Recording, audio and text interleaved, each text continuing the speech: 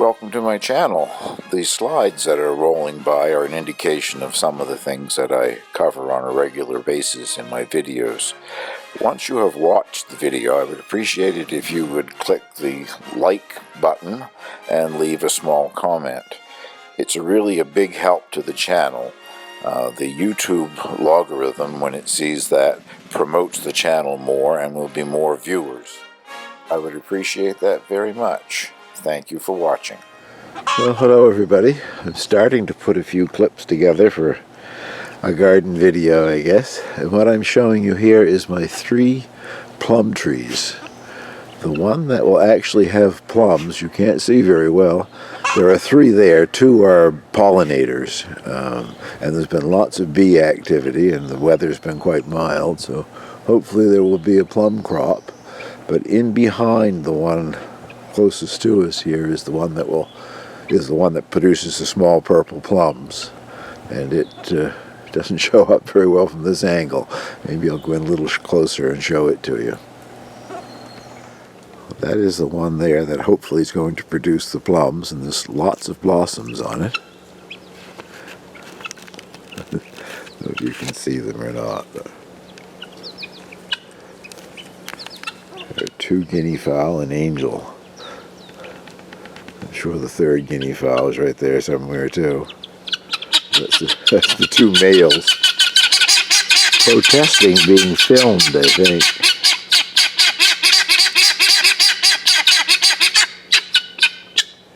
This is my Dolgo, D-O-L-G-O, I think, crabapple tree. It has a small red crabapple on it. I think this is its 4th year. 2 summers ago it did produce a few apples. Last year it didn't have any blossoms at all.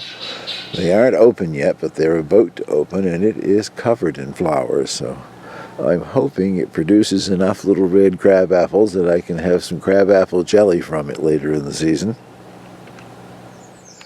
There's not a lot of light in here, so I don't know how well this is going to show up. But that's 3 little bandy hens. All 3 of them are broody. 2 white silkies and one of the black sort of mixed breed cochin and silky together, and I think it actually might be the one that I've always called Little Red, because I do see some red on it. It started out there was just 1 silky sitting on eggs, so I let her have 6 eggs and I marked them, and I'd check under her every day, and found the other hens had given her an egg, I'd take it away. All of a sudden she was joined by another white silky, and then joined by the little black one. I have no idea how many eggs they're sitting on now. At least 1 hatched yesterday, 1 little black chick with a few white spots on it. I don't hear anything peeping there. It's napping right now. I never hold out much great hope when you see that many mummies trying to raise little ones.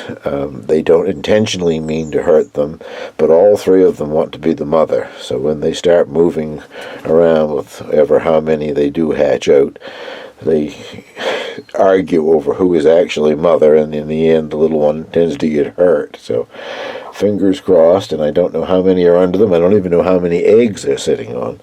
But when they were up yesterday, or I got one of them up so I could see the little chick, and one of them was sitting on 2 large eggs. So I think the big white Chanticleers from the other coop have come in and given them eggs to sit on too. So hopefully eventually I'll get pictures of little ones for you, but fingers crossed anyway.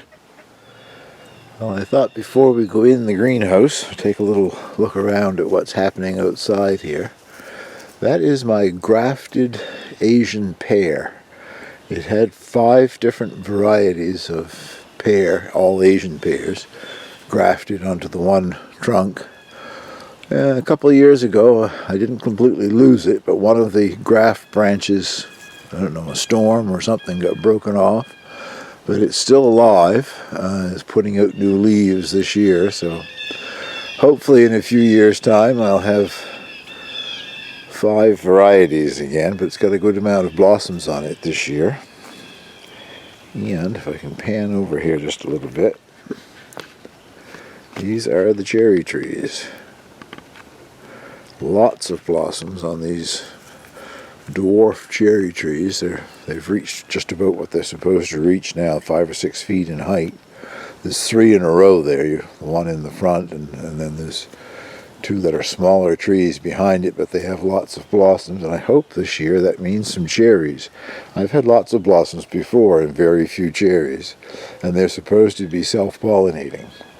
I suspect that has something to do with the weather. We're having a long, cool spring, which is great for this area. Normally we get 3 days of spring and move into summer. But we have got a cold period coming in, I guess Sunday into Monday. But along the coast here it's not supposed to produce any frost. The frost will be inland. The relatively warm water of the Bay of Fundy keeps the frost away from us this time of year. So fingers crossed for a few cherries to try. This is the bed that I planted the 2 short rows of parsnips and 2 short rows of carrots in, and then some creature dug in it and walked through it, and I've been worried about what might or might not come up. But just recently, in the last few days, they've really started to germinate quite well. I think what you're looking at there is part of the parsnips. And there's weeds and there's carrots further over. I won't weed anything until I'm certain of what I'm pulling out. Dill looks a lot like carrots when it first comes up, and I have got acreage of dill here. So that is looking good. I planted them as early as I could plant them. You can plant either one, carrots or parsnips, really early. Won't hurt them in the least. But you get best germination with parsnips if you plant when things are still cold and frosty. And that seems to work for me every year. I've got 2 good rows there. Probably need some thinning, actually, the way they're coming up. Further on, there is the garlic. And beyond that, my teepee for the broad beans. They're not broad beans, the runner beans, which nothing is up yet, but I have planted them. In between here, the peas, in between the carrots and the parsnips, that small bed there is planted with perpetual spinach, which isn't a spinach at all. It's a type of chard. I'm not seeing any germination on it, and I planted some in the greenhouse and didn't get any germination, so I'm hoping I planted the rest of the package there. There'll be at least a few plants come up. And this is my little asparagus patch, which is doing quite well. I thought I was eliminating it last year when I buried it under manure from the chicken coops, and it seems to have loved it. So tonight will be the first picking of asparagus, and there's more coming all the time. Well, I'm excited about this little apple tree. I've been watching it for a number of years now. It's a wild tree. Either I discarded an apple core or birds brought an apple seeds from somewhere. Anyway, it grew on its own. And this is the first time it's ever had blossoms, and it's got quite a few blossoms on it. So I'll be interested to watch that through the summer to see what sort of an apple it actually has. Probably nothing great, but I think apple trees grown from seed don't tend to come true. It could have been cross-pollinated. Actually, some apples have to be cross-pollinated in order to produce. But I've been watching it for years, hoping it would bloom, and finally it has bloomed this spring. Well, the trees that I overwintered in the greenhouse all survived, I guess. There's one that's, I'm not sure what it is, if it's hackberry maybe. It's surviving, but it died back quite a bit. But the others are all, oops, I went sideways there somehow. The others are all leaving out nicely. Ones that I bought last year, plus there are 3 chestnuts there that I grew myself from Chinese chestnuts. And you see these little things here with nothing much showing in them. Those are Norway spruce. They will grow for at least another year in these bags before I plant them out anywhere. They were slow getting started last year. But the other ones will all go in the ground sometime this summer once they're fully leaved out. Well, if you notice a mess on top of my shavings, various places in here, I weeded in here last night, and that's how I weed. As long as it's not in the garden bed, I just chuck it off to one side. It will mostly disappear once the weeds have died in the sun later today, and me walking over the shavings will mix a little bit of soil in. But I'll give you a little tour around in here. Quite pleased so far with how everything's doing. These will be going out in the garden eventually. It's a tray of gourds, ornamental gourds, a mixed variety of seeds. A tray of summer squash, which is a variety of zucchini, if I remember correctly. Right off the top of my head, I can't tell you what the variety is. And a tray of winter squash. And they are a buttercup variety, semi-vining, so they don't really run all over the place. I have germination in the gourds and the summer squash. So far nothing in the winter squash, but it's supposed to be a nice warm sunny day today, so they'll probably come up today, some of them. This is the Zamboni rab. I presume that means it's broccoli de rab. I think that's also what the English call rocket. I stand to be corrected if I'm wrong. Has filled in really nicely and looking very nice and green. I'm just waiting for it to send up its sort of little flower heads. That would be like sort of miniature broccoli heads.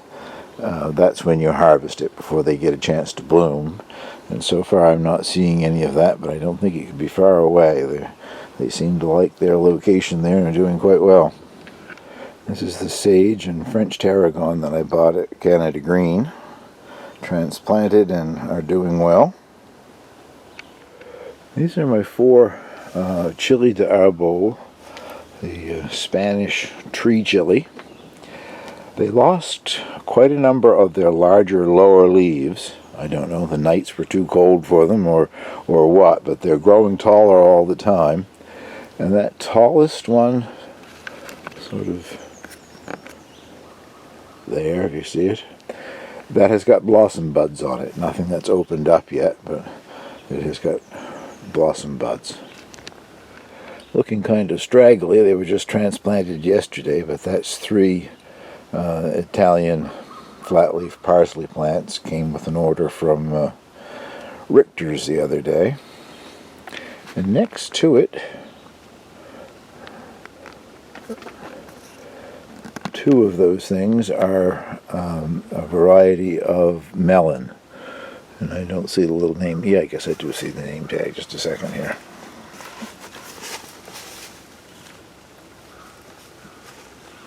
Excuse me.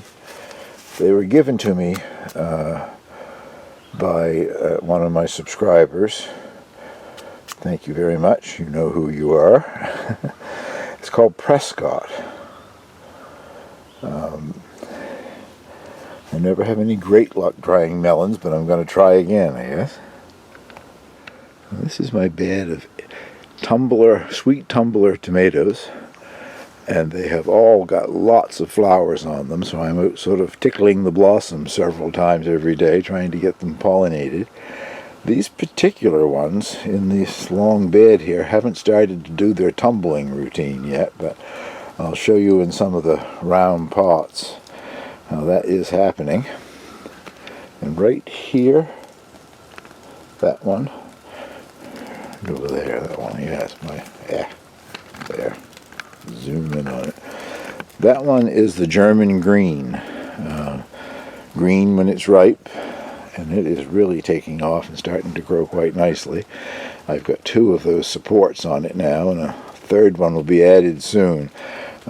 I don't think in a commercial greenhouse they would add that many, but I've got lots of them, so I'll add quite a few of them to make sure it doesn't get knocked over.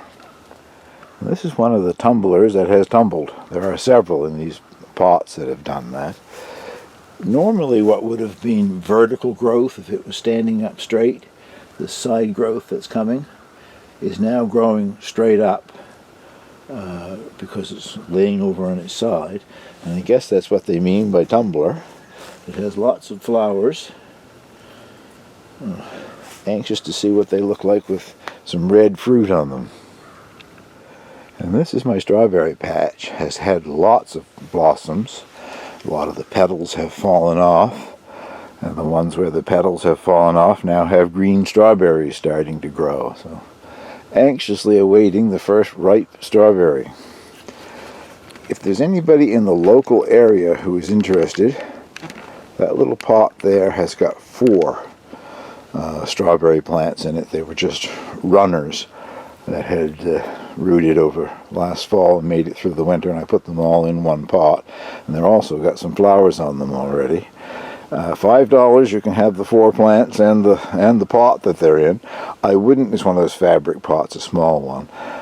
I wouldn't continue growing them in the pot. I'd knock them out of that as soon as possible, divide them up, and plant them out with a couple of feet of space between each one so they have a chance to grow and send out runners and multiply your strawberry patch for you. But if you're interested, let me know.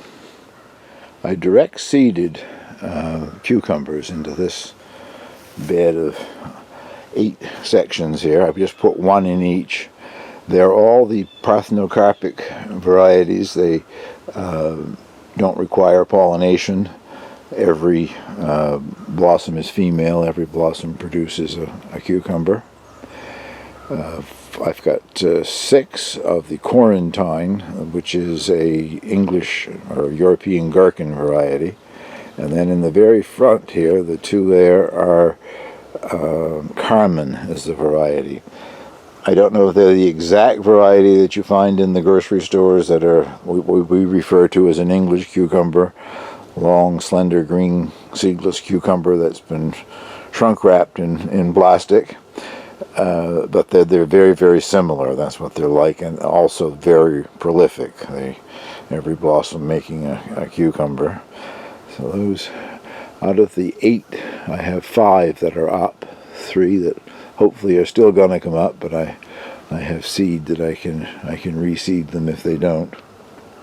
Before I knew that I was going to have dill everywhere, I actually seeded this particular little batch of dill, and it's doing quite well. Even though I weeded yesterday, I still see a lot of weeds there. Next to it are 3 Genovese basil plants that came from Richter's earlier in the week. I also had seeded basil in there quite early, and it was, of course, basil likes heat, so they've just started to germinate, and I do see one nice little patch of them, if we can get in on them there. That is basil. I think perhaps it's Genovese as well. Just the pack just said basil. And after weeding it yesterday and sort of disturbing the soil, perhaps some of the other seeds in there will come up. But it'd be good to have sort of 2 generations of them growing in there. Once the larger ones sort of get leggy and go to seed, you can start using the other ones. The rest of this bed is my Rosa di Milano, the Italian heirloom red onion, supposed to have a good storage life. I guess I'm starting to feel a little better about them, but they have been slow to get taking root after they were transplanted. But they are getting more vertical, and I can see where some of the stalks are getting larger, so perhaps there's hope of getting a few onions out of it yet. And this is radicchio. It's direct seeded into the bed. I think I planted 5, probably put a seed or 2 in each of 5 locations, and I got 3 out of it. The size that they grow to, 3 will actually probably quite a few will be enough for that small patch. And these are my French breakfast radish. I can get in there and pull a radish or 2 for you.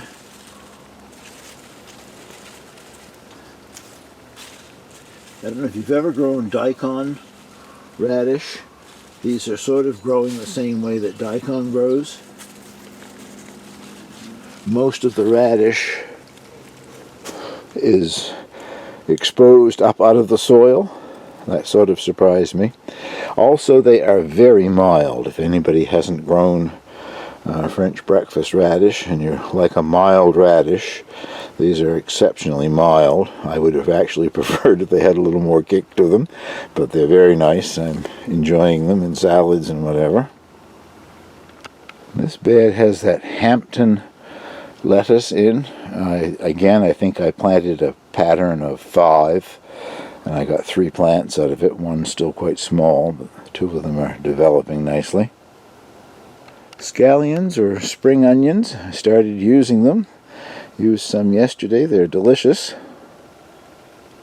And this is chives, flat-leafed garlic chives and Asian chives, which are quite similar to the ordinary chive, only they are larger, more like almost like a spring onion, the leaves on them. And I can see where I have at least 3 or 4 blossom buds coming in there. This bed has 2 thyme plants that I bought from Canada Green. One is lemon thyme, and the sort of grayish colored green at the top there is just a regular thyme flavor, as well as 2 mints that I salvaged out of the garden in here. The one at the top right is apple mint, and the lower one is Moroccan mint, the one that's used to make that delicious Moroccan tea. And this is a couple of lupins that I found growing in here. Saved them, and they're isn't showing right now, but one of them does have a nice blossom bud coming on it, so we'll get to see what the color is. I've thought off and on, where did it come from? Lupins in the greenhouse. Then I remembered finally.